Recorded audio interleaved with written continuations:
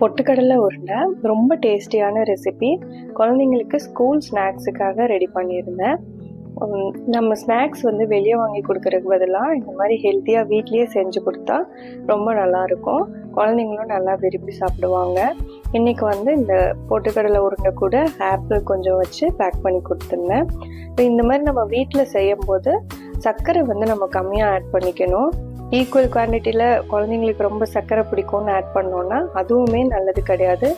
வீட்லேயே ஹெல்த்தியாக செஞ்சால் கூட அவங்களுக்கு அதுவுமே அன்ஹெல்த்தியாக தான் போகும். ஸோ சர்க்கரை ரொம்ப கம்மியாக ஆட் பண்ணிக்கோங்க. தெரியிற அளவுக்கு லைட்டாக தெரியிற அளவுக்கு இருந்தால் கூட போதும். சர்க்கரையும் நெய்யும் லைட்டாக ஆட் பண்ணோம் அப்படின்னா வீட்டில் செய்கிறதும் நல்லா ஹெல்த்தியாக செய்ய முடியும்.